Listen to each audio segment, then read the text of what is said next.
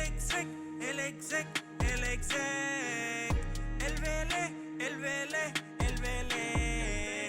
El fenómeno que todos quieren ser. El chamaquito que no pueden entender. How we doing, guys? Welcome to episode 91 of El Boricua y el Pavo, the Exec Podcast, the Exec Talk Podcast, with your host, Ovalez, myself. Quick little things here and there, like, subscribe, hit the notification bell. I would greatly appreciate it if you follow me on all my socials. There will be the link in the description. We'll put up some clips on TikTok, on Instagram. We put up some YouTube shorts. So we're just expanding our reach right now for content. Couple of things that I want to get over with and talk about before we get into the meat and potatoes, which is like free agency and Justin Fields and what does this mean for the draft and the wide receivers and all that craziness, plus some nice NBA talk.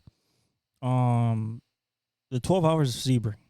IMSA headed to Sebring, Florida, this past weekend for the yearly 12 hours of Sebring, 12-hour endurance race where 4 classes compete for GTP, which is prototype.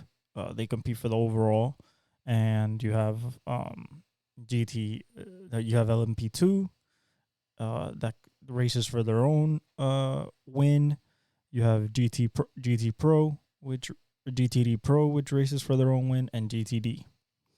Absolutely incredible race. Saw it from start to finish. Really dominated by Cadillac for most of the race until around, I want to say, hour like 7 or 8. With like 3-4 hours left. The leader was Pipo Durrani in the 31 Cadillac for Wheeling, and he was going through traffic because in multi-class racing, you have to go through traffic, especially if you're a GTP car. You're faster than every other car on the field, so you have to pass them as you race, and figure out what's the best way to, an efficient way to pass this traffic. And he decided that he was gonna pass this GTD car on the inside. What he didn't calculate when he did the move, he could have waited. He had a 12-second lead. This guy was dominating. He was the defending champ. He was going for 5 in a row. Who would have put him behind Tom Christensen for six?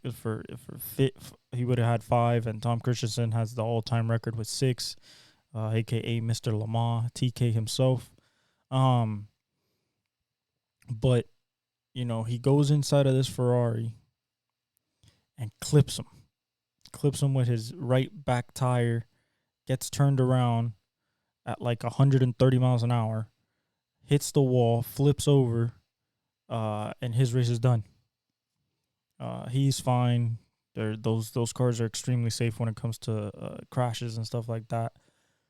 Safety measures have been, extensively upgraded upon and researched over the years. But it was a scary. It was a scary hit. Not gonna lie. It looks scary in real time. It looks scary in slow motion. So he's out, and now it kind of like a crapshoot. You have the 0-1 for Canassi Racing, another Cadillac V8 naturally aspirated. Started dominating a little bit after people crashed, but then as soon as the sun starts heading down, the Porsches of Penske and the Andretti and Wayne Taylor Acuras were on the hunt. They have turbo engines. The Cadillac has a V8 naturally aspirated, so it's only natural when temperature gets cooler, and they finish at night. They finish at 10 o'clock at night. So once the sun went down, you saw the turbo cars really like gain a little bit of speed, and it was a back and forth affair between Porsche and then Cadillac and then Acura. And in the last 10 to 5 minutes, Cadillac 01 with, I believe, was, I'm actually not going to go for it. I'm not going to butcher it. Sebastian Bourdais, the four-time IndyCar champ, was in front of Louis Delatraz in the 40 Acura for Wayne Taylor and Andretti Green Racing.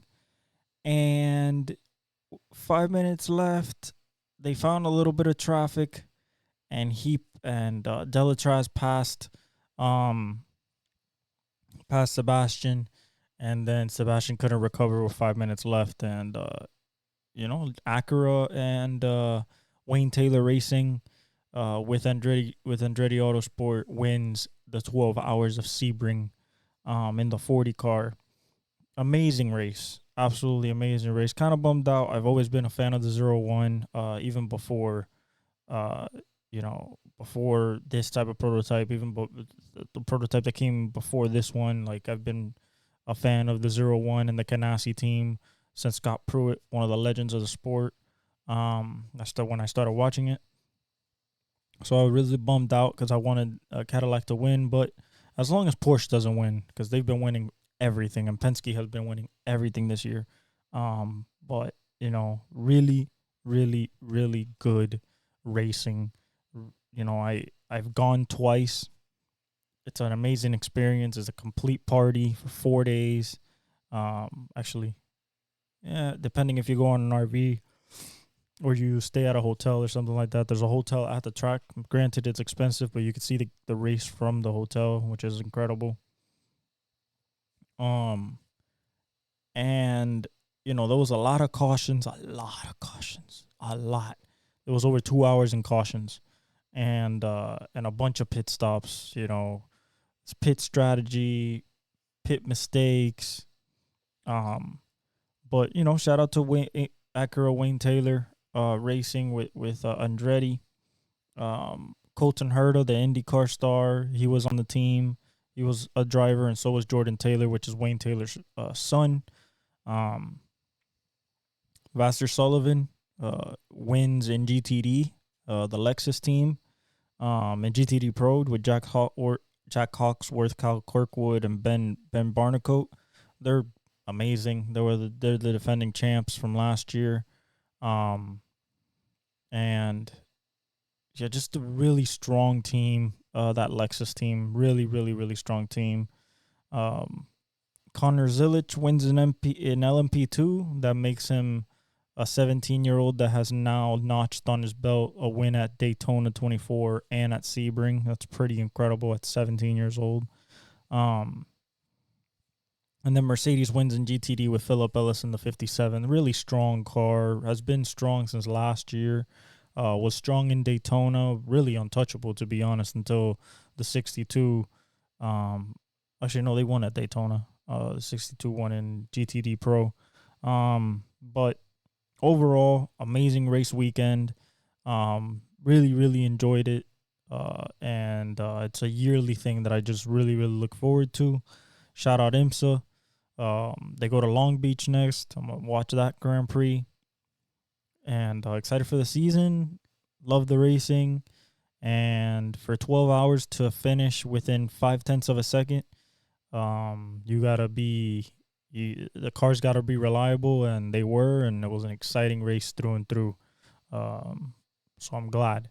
Now, another event that took place, the Players' Championship for golf. Yes, we talk golf here too.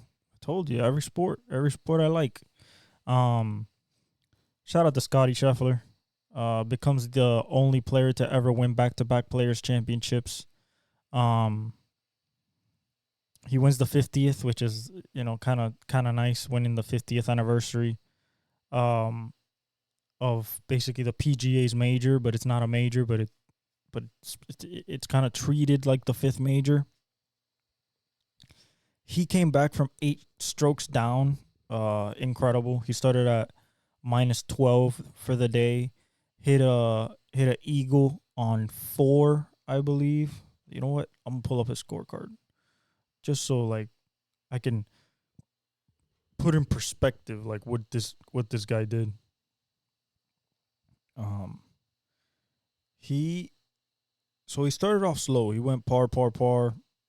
Um, and you know he like it didn't seem like he was behind, like the cut, the not the cut, but the leaders were at the leaders were at the here it is right here. Okay. So he shot a 64 in round 4, which is tied for the best round in Players Championship history with like Fred Couples and everything like that. He wins 4.5 million, but the key was the just the way that it like the way that it looked was just dominance. He hit an eagle on 4, and it was over. Like, yeah, he hit an eagle on 4, put basically he put it in basically over the water, got it in. That put him at -14, and then he went birdie, par par, birdie birdie, then parred the 10th hole, then went birdie birdie 11 12, and then par par par, and then birdie the 16th to finally put it away at -20 to take the lead, and then par par to finish out the round at a 64. And Brian Harmon and Xander Schauffele was at a -21 at one point, I want to say, when he started. And he got a bogey at 4, got 2 birdies, 7 and 9, then got a birdie at 12, and then 2 bogeys back-to-back, 14, 15, that killed him, because then that got him to -19. And then once Scotty got to -20, he tried to recover and couldn't do it. But the biggest thing is, like, we could have had a playoff, but Wyndham Clark, unfortunately, Brian Harmon missed his putt, but Wyndham Clark had his putt just wearing out. It was halfway down on the 18th. After basically saving it on the 17th, the island green, he saved it, and he birdied the 17th, which was the 4th birdie in that hole that for the whole day. And then he comes within, I don't know, put in another inch of that ball inside the hole and doesn't ring out, but it spun out. Scotty wins. Wonderful, wonderful Players Championship. I watched the 4th round, at least when Scotty, was teeing off, and I saw the whole thing. This is a really good warm up for the Masters in April. Really excited for it, and really exciting PGA golf. All right, pretty exciting. Shout out to Scotty Scheffler, world number 1, just killing it still, just like last year. Okay, so Toyota, let's go to NASCAR. Toyota dominates. Joe Gibbs Racing dominates Bristol back on concrete. Denny Hamlin wins. He wins back-to-back years. So he won on dirt last year, won on concrete this year. Lasted the tire degradation was scary. Okay, like NASCAR said, yo, we're gonna run out of tires. So NASCAR had to like basically pull out brand new tires that they weren't thinking that they're gonna have to use. And so they gave the teams another set of tires, and even then they were like scared that they would run out of tires. It came so bad. Tire run was around 40 to 45 laps. They would, it's such a high banking track, and there's so much load on the the right rear. That after 40, 45 laps, once they start going more, especially at the latter stages, you see cars just slowing down because they can't keep themselves from blowing the tires off if they try to keep pace with the leaders. And it came down to strategy. A couple good moves here and there. Truex tried to pass him. It's been a while since we've seen Truex in victory lane, but Joe Gibbs at one point was 1, 2, 3, 4. Incredible. Absolutely incredible. Bad day for Kyle Busch. Kyle Larson was having a good day. Then, he got sent to the back on a penalty that kind of ended his day, even though he ended pretty well. Only 11 cars, stayed on the lead lap because of everybody slowing down. Once the leaders got new tires, like they just started running circles around people. But really, really, really good race. The tire stuff really kept it very, very interesting and excited for what the season got. But Toyota's dominating right now the last two races. After we said Hendrick was gonna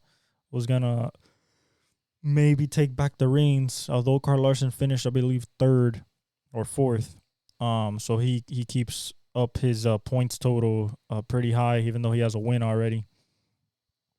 But overall, I think that it was a good race. Can't wait for the next one.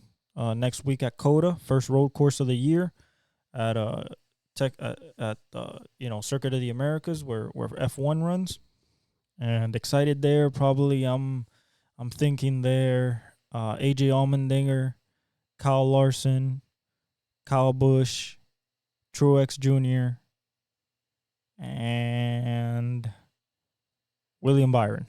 That's what I'm thinking over there. That's what I'm thinking when they go to COTA. All right. Time to get to NFL free agency. Okay. We're gonna talk about the big ones. Okay, because right now,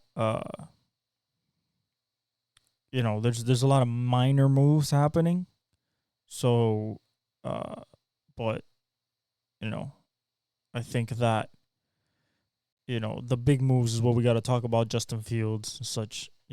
So I'm just gonna go through the moves a little bit that have happened today. The Panthers have agreed to terms with former Packers offensive tackle Josh Nijman for some depth at the O-line. Former Ravens Pro Bowl Kevin Zeitler intends to sign a 1-year deal with the Detroit Lions. It's pretty good. To put on that defensive line to offensive line. 49ers reaching a 1-year agreement with Josh Dobbs, the Pastronaut, 1-year deal as a backup. Seahawks signed former Rams guard Tremaine Ankrum, a little depth there.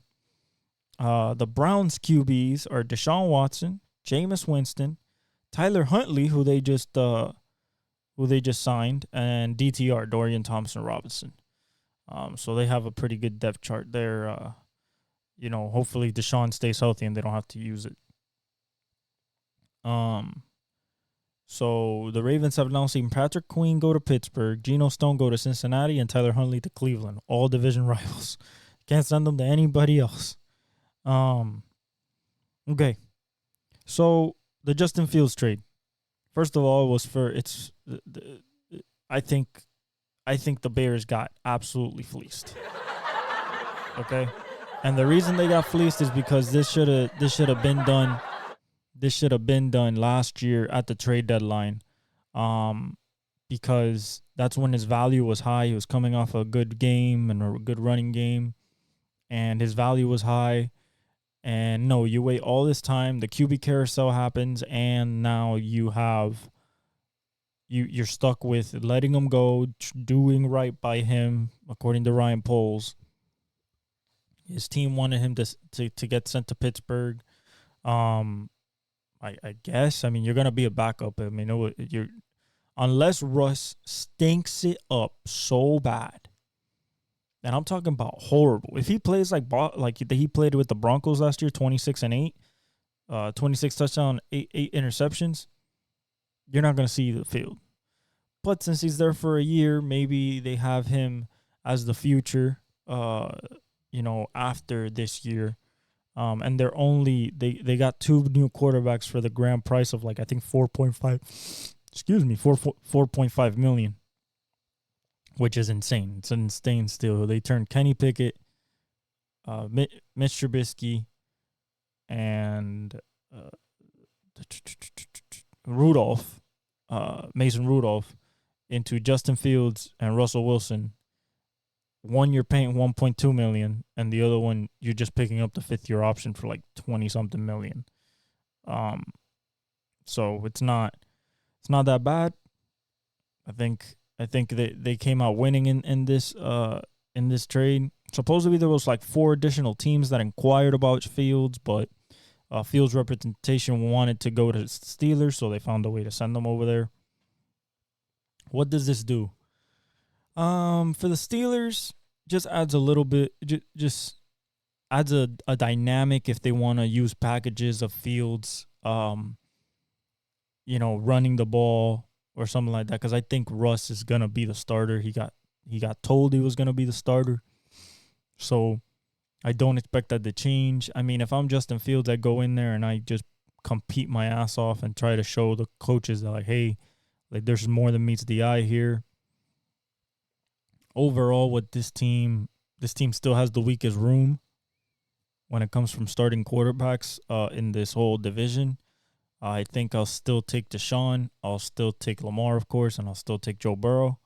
But with the defense, maybe they can squeeze out a couple more wins. They had 10 last year, lost in the first round. This type of move doesn't really like raise their ceiling in a sense. It doesn't in my eyes, because I think like you still have to get out of your division, and Lamar and Joe Burrow and even Deshaun Watson, I don't think is going to allow that. So that's what I think about the Justin Fields trade. Like, and this basically, for the Bears, this basically tells you that they're going to draft Caleb Williams. And I've heard people, maybe they go Jaden Daniels. No. Okay, you're wrong. They're not going to be like this. What do we do with the first pick? No. They're going to draft Caleb Williams. They put Keenan Allen around him. They have DJ Moore, Cole Kmet, DeAndre Swift. I mean, I need to shout out Ryan Poles. Listen, in order for a quarterback to be successful in his first year, knowing that you're going to start him when you draft him number 1 overall, he's got to have some type of supporting cast that he can rely on, lean on, experienced, knows what it is to play in big games, know how to make big plays, established veterans. And that's what he got. He has 2 playmakers, 2 number 1s, DJ Moore and Keenan Allen. I expect Keenan Allen to get over 100 targets this year. I expect him to be very productive. You give him a nice tight end in Cole Kmet. You might add a wide receiver in the draft with the 9th pick. Who knows? People are saying maybe not. I think that you still take Rome Odunze if he's there. That's just me. But overall, I think that they did a good thing. This is just setting up Caleb with the best opportunity possible to succeed right away. And they're taking Caleb Williams. Okay. The Chargers are expected to sign their former second-round pick, Denzel Perryman. Shout out to you for 1 year. KJ Osborne went to the Patriots for 1 year, base salary of $4 million. Listen, your best receivers are KJ Osborne and Kendrick Bourne. For the Patriots, I think that they should draft Drake May, but what's going around the grapevines because of what the Vikings have done is that the Vikings might package the first round picks that they have. They just moved up to 11.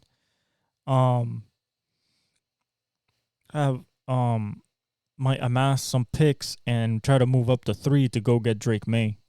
or if not, try to move up to like 6 to go get JJ McCarthy. You know, I think the Patriots should take Drake May, but they have to sit him behind Brissett. There's no way that you can start him at all. At all. Like you cannot start him. His footwork is not good. He has to process better. His arm's good, but there's so much things NFL wise that he has to learn, and that year would be really good for him. But if the Patriots, knowing, like if you look at the Patriots right now, that team is boo-boo Kachu. Okay? Boo-boo Kachu. That shit is horrible. Okay? Every spot. Wide receiver, probably biggest need. Still need offensive linemen. Still need DN. Still need D tackle. Christian Barmore was only one dude. You need linebacker play. You need safety. You need another corner next to Christian Gonzalez. Like, you need help in the whole damn. You need quarterback. Need running back. Like, you need everybody. Everybody. And that's with a new coach. So that's gonna be tough. But they signed KJ Osborne one year. We'll see what happens. I think they're gonna be bottom of the AFC. I can't see this team doing anything else than that, guys. I can't. The Dolphins too good, Bills too good, Jets are gonna be better. And then everybody else in the AFC is just better, bro. I'll take the Colts over them. Of course, I'll take the Texans over them. I'll take the Jaguars over them. Tennessee at this point, I'll take over them. Like, with Callahan. Like, I take the Raiders over them, to be honest. Like, I just don't understand. Like, so many holes. So many. So many. The Cowboys converted a $5 million roster bonus to Dak Prescott on Sunday into a signing bonus, creating $4 million in salary cap. I don't know why you want $4 million. You haven't done nothing with it. So the Commanders kicker Joey Sly has signed for a year with the Jaguars. Mike Onwenu signed a 3-year deal, $57 million with the pay. Let's see.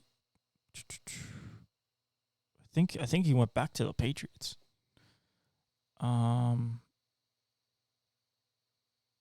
Yeah. He's gonna be the expected moving right tackle, moving forward. Yeah. So he did go to the Patriots. The Chargers signed the former Chargers cornerback Michael Davis. He lands in Washington, so another weapon for Dan Quinn in the secondary for him to rebuild that secondary. The Seahawks signed Tyrell Dodson, the linebacker, 1 year, $4.2 million. He could get up to $5.51 million. Commanders signed Dante Fowler, shout out the Gator, the D end, to a 1 year, $3.25 million deal. He could get up to $5.75 million. Adding some depth at that DN position over there for Dan Quinn. I like it. Devin White is a 1 year base value of $4 million, $3.5 million guaranteed with the Eagles. They finally add a linebacker that can tackle, good leader. That was the biggest Achilles heel, was tackling. So I hope that with Devin White, they fix that. Big loss for Tampa Bay. They keep Levante David, but can't keep the young stud of Devin White. Dolphins re-sign Isaiah Wynn to a 1 year deal. That's pretty good. We need to keep our old linemen. And the Bills are signing Taron Johnson through a 3-year extension, made him the highest paid nickelback in the game. Through the 2027 season, 3 years, $31 million. He's pretty good, so I think that was a good move by them to keep him. Leighton Vander Esch, the linebacker out of BYU and stud linebacker for the Cowboys for a couple years. He had to medically retire. Um, After 6 years, he was a Pro Bowler, but a neck injury ended his career. And Jerry said, "We're proud that he wore the star on his helmet." He was a good linebacker. He just got hurt really bad. The Dolphins signed former Eagles offensive lineman Jack Driscoll, who started 17 games over the last 4 years. That means he should be healthy, I guess. More help for the O line. That's good. Kirk Cousins is gonna wear 18, so Kyle Pitts is gonna keep his 8. That's good to know. Bradley Bozeman, the center, is signing a 1-year deal with the Chargers from the Panthers. So he's going to sign a 1-year deal there. Probably go behind Corey Linsley. The 49ers signed Leonard Floyd, the D lineman, to a 2-year deal. Devondre Campbell, Chase Lucas, Devondre Campbell, the linebacker that was formerly at Green Bay. The cornerback Chase Lucas, old lineman Brandon Parker, and cornerback Isaac Yadam to 1-year deals, and re-signed old lineman John Feliciano to 1-year deal. So 49ers are keeping their pieces movable. The 49ers also had a 5th round selection of the 2025 draft, and their 2024 4th round selection, 131, moved to the end of the 4th round behind the compensatory picks, 135. This is because they found that they possibly misstated something on their financials. The league did, so they're punishing them. Chase Young signs with the Saints. That's a good piece to put. It's a good D end. I think that he'll blossom there more than he has, or failed to do. With Cam Jordan, he'll get all the knowledge from him. I believe that he'll learn. He'll be humble, and hopefully he becomes a monster. So good pickup by the Saints. A nice flyer. They paid him. It's not like they didn't. But it's a good. I think for them it's a good signing. Overall. But at the same time, it's it's a hit or miss. But you rather treat it that way than to kind of let it slip by. He goes to somewhere else and he blossoms somewhere else, and you had a chance to go get him. So I appreciate the aggressiveness of the Saints to go get him. Sheldon Rankins signed with the Bengals on a 2-year contract. Oren Burks signed with the Eagles on a 1-year contract worth $2.5 million. Another good young linebacker for that linebacking core. Chris Olave is going back to number 2 from wearing number 12. Number 2 is what he wore in college at Ohio State. So it's good to see him back at number 2. The available free agents as of right now is still Justin Simmons, the best safety out there left. Mike Williams, he's gonna be around talking to people. Xavier Howard, Micah Hyde, Chase Young is gone. Tyler Boyd, because he got. I don't think he's going back to the Bengals. Julian Blackman, the DB. Dalton Risner. Tre'Davious White, but he's coming off an Achilles. So that's kind of iffy. Emmanuel Ogba, Adoree Jackson, the corner. Quandre Diggs, the safety. Trent Brown, and Jerome Baker. Jerome Baker, I believe the Dolphins are signing DT Jonathan Harris. We need that. It's not Christian Wilkins, but we need somebody next to Sealer. Teron Armstead, he did something with his contract. He took a pay cut to save Miami $6 million in cap space overall. He knows he's old. He knows that, the time is coming for him. So if he has a chance at winning a championship or something like that, he's going to take the chance. I'm glad that we have him back. That left tackle is important. The Eagles had spoken to the Bears about Justin Fields, but they could not agree on a price. The Steelers are signing one-year deal for Van Jefferson, the wide receiver. I don't think he was going to do much there. The Texans signed offensive tackle Charlie Heck to a one-year deal worth up to $3.3 million. It's more depth at a key spot. The QB carousel has been Jimmy Garoppolo to the Rams, Kenny Pickett to the Eagles, Sam Howell to the Seahawks, Desmond Ridder to the Cardinals, Joe Flacco to the Colts, Gardner Minshew to the Raiders, Jacoby Brissett to the Patriots, Sam Darnold to the Vikings, Kirk Cousins to the Falcons, Baker Mayfield to the Buccaneers, Russell Wilson to the Steelers, Jameis Winston to the Browns, Marcus Mariota to the Commanders, Tyrod Taylor to the Jets, Mason Rudolph to the Titans, and Mitchell Trubisky to the Bills. I don't even know why the Bills want him. I don't know why. Yeah, Jimmy to the Rams is just to back up Stafford. Nothing weird there. But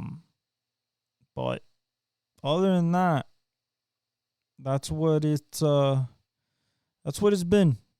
Still, like I said, Justin Simmons has to find a home. Mike Williams has to find a home. But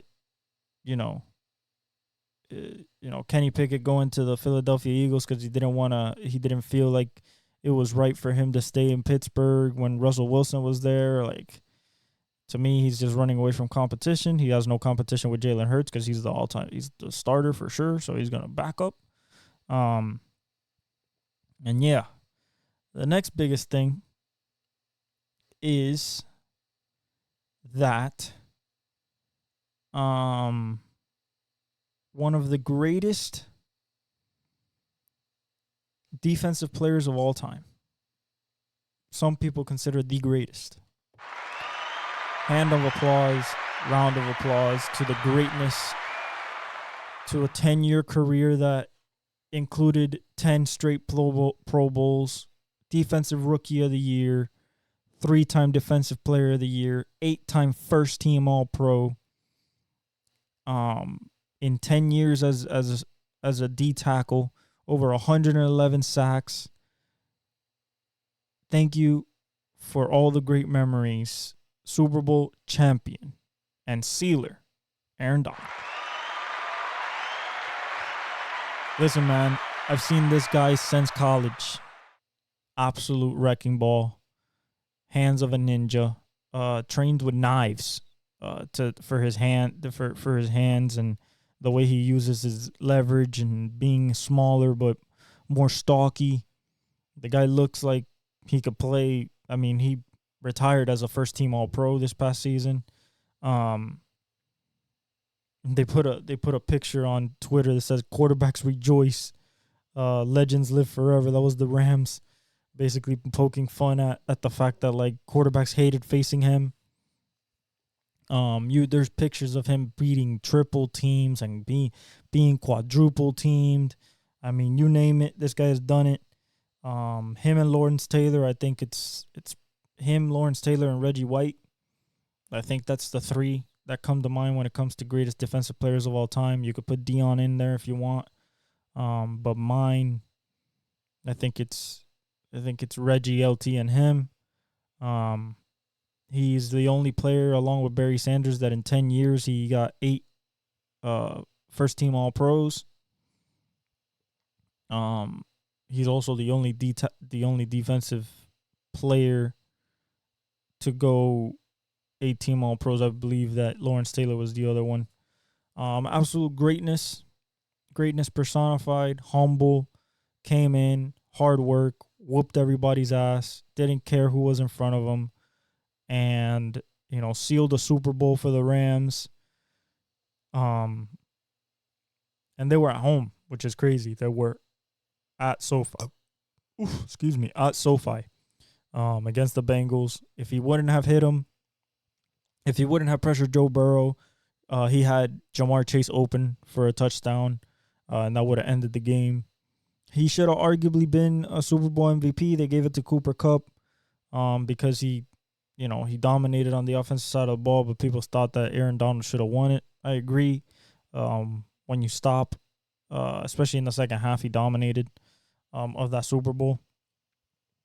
But, overall, I think that, this is truly a loss for the Rams. They're going to have to find a way, probably change their draft strategy and find a way to draft one of those DTs because that leaves such a big hole. And you also have an edge problem. You need another edge next to Byron Young.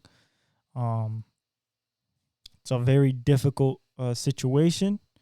But, he had been kind of talking about it for 2 years now. He won the Super Bowl, so he thought he could win another one. He came back, didn't do it, decided this was the year, this was it. He was originally going to play 8 years, won the Super Bowl, extended that by 2 years. We thankful he did.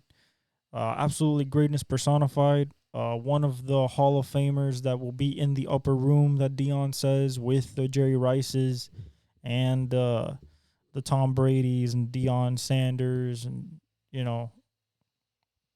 the greatest of the greats, Lawrence Taylor's and stuff like that. And yeah, just happy to have seen his whole career from start to finish, from college all the way to the pros, and will be truly missed on the football field. Love to see him play, love to see him dominate, and that means Chris Jones is officially the number 1 defensive tackle in the league, bar none, no contest.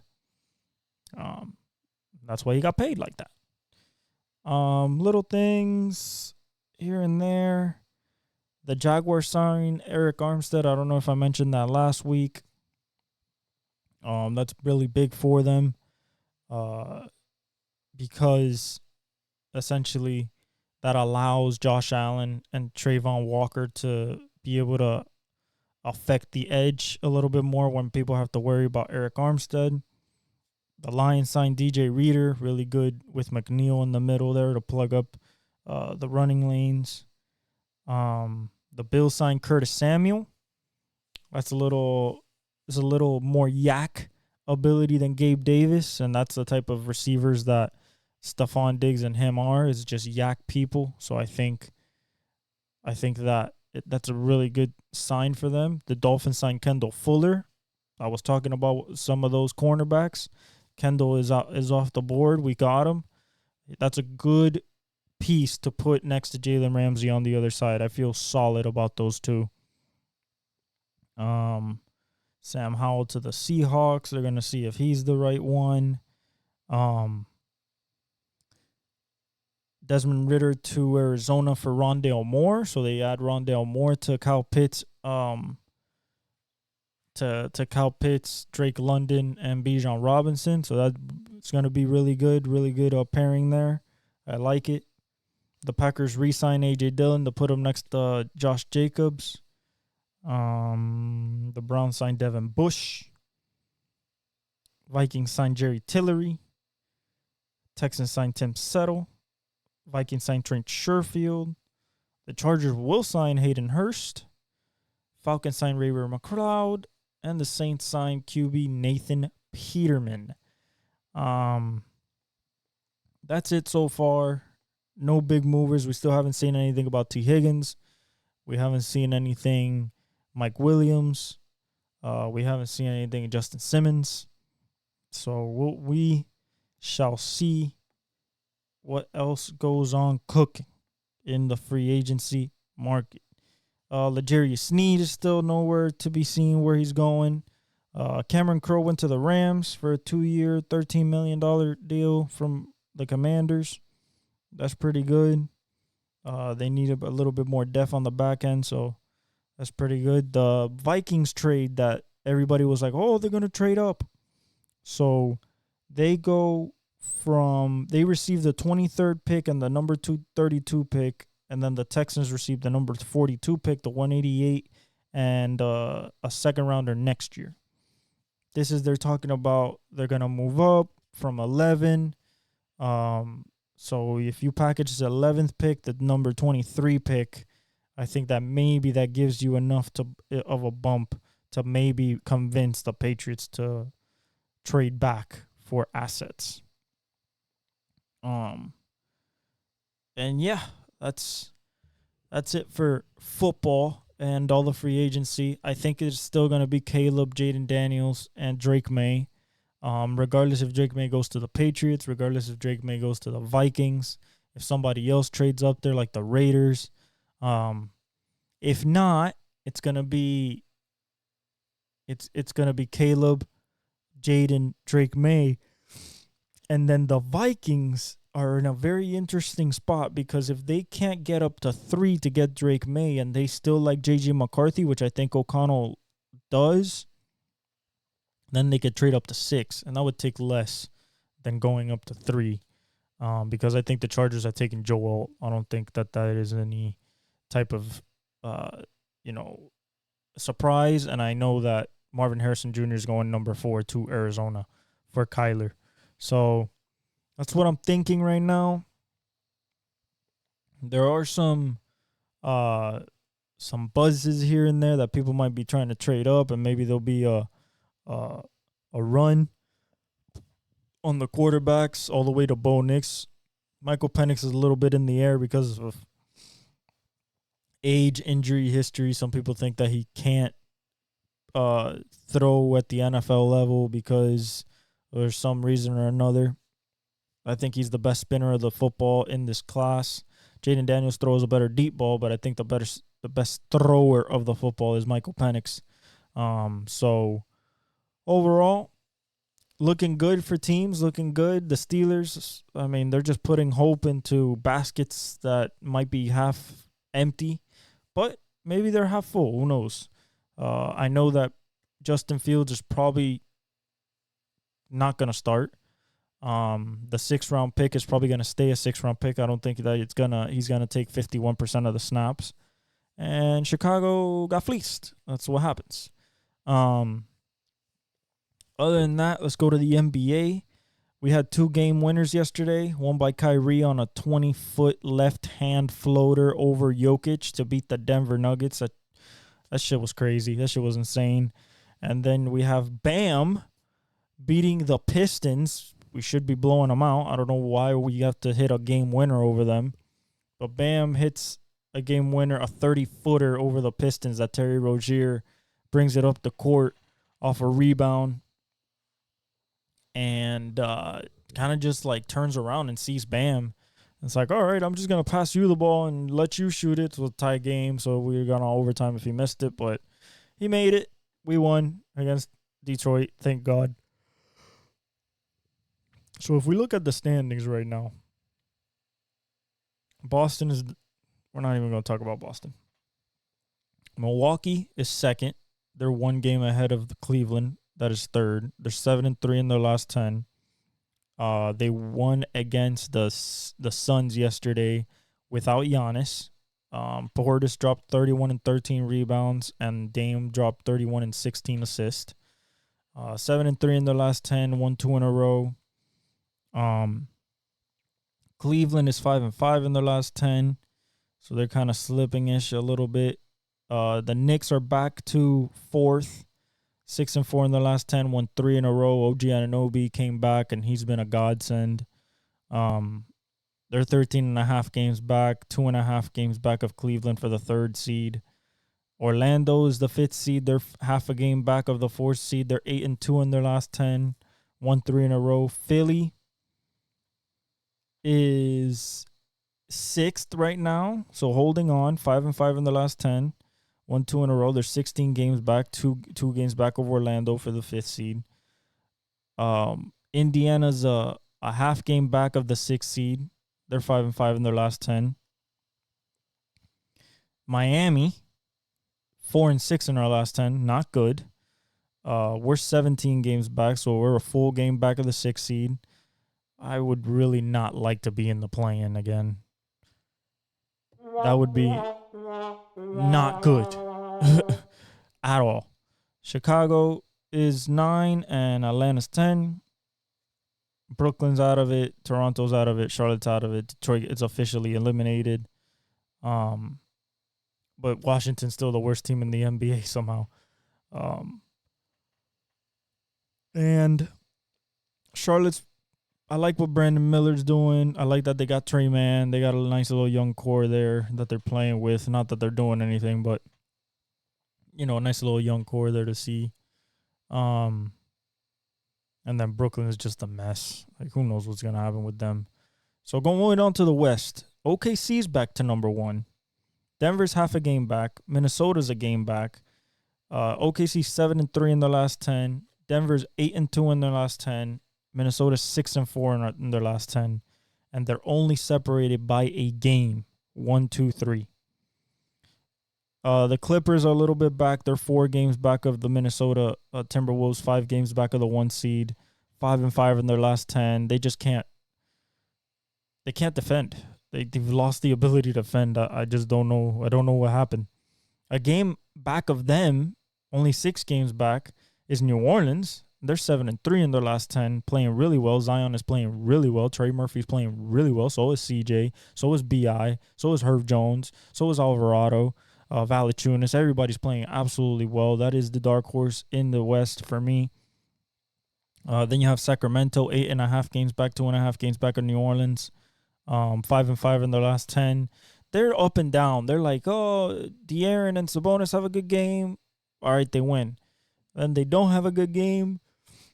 And there's a propensity that Monk has a good game and they maybe win, but it's like so inconsistent. Like they just can't sustain success. Dallas is right there with them, 8.5 games back with them. So only percentage points, 2%, not even.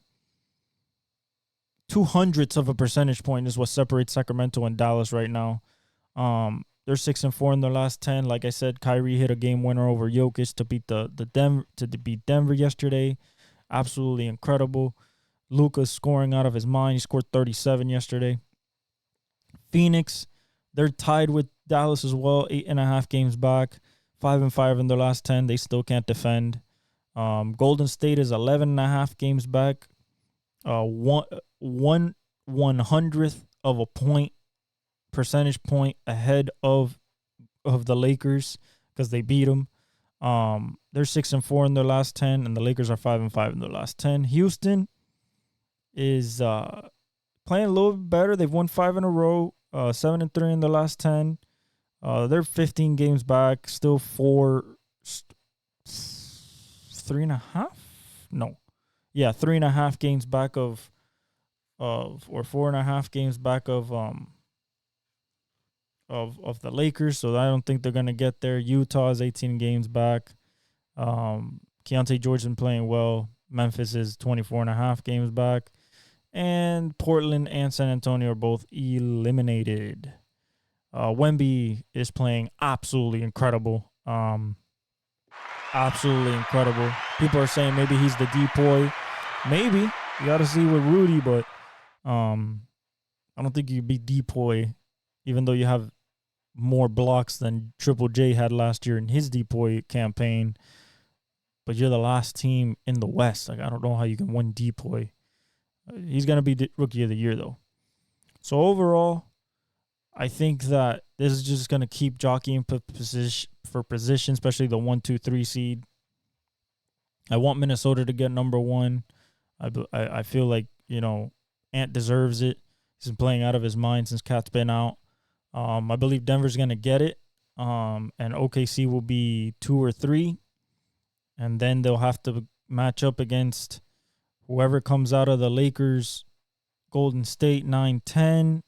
And then whoever comes out of the 7-8 Dallas Mavericks, even though Dallas and Phoenix, even though maybe Dallas can move up with a couple more wins and put Sacramento in the bubble spot. That would be something interesting. I believe New Orleans can get to 4. They're only a game back of the Clippers. The Clippers are struggling a little bit, so they can get to 4. And that would be very interesting for Zion to have a home court advantage against what would be the 6th seed? No. The 7th seed, the 5 and 7 face off. Yeah. No, the 2 and 7, 3 and 5, 3 and 6, 4-5. Oh, so they would face each other anyway, the Clippers and the New Orleans, regardless. But New Orleans would have home court advantage if they get to the 4th seed. And yeah, a little bit about baseball. O'Neal Cruz looks like the monster that he was last year before he got hurt. He's hit 7 bombs in spring training. That's what I expect this whole season. Him to just pop off. I can't wait to see Wyatt Langford. I've seen some of the prospects. Lawler. I've seen Wood. So I like these kids coming up. I think the Yankees are strong. Dodgers are strong. Atlanta's always strong. I think Houston's going to have a good season. I like the Blue Jays. I like the Rays, but I think the Yankees are going to be too strong. I still like Arizona. They're still young. Corbin Carroll, Gabby Moreno. They have Eugenio Suarez now, so I like the Brewers a little bit because they're always there. And then my surprise team this year is probably the Tigers. I think that they have enough youth, and like fervor to win better than they did last year and not be an embarrassment. So I think they'll be a big improvement. And the Reds, I believe, will be a big improvement with all those young cats in their second years. Ellie, McLean, Encarnacion Strand. You still have Steer. So I'm very, very excited about that. Other than that, we have Formula One this week again. They go to Australia, so we'll talk about that on Thursday. But I love you guys. Thank you so much for the support. Like, subscribe, hit the notification bell, follow me on all my socials, and I leave you guys with the outro. El exec, el exec, el exec.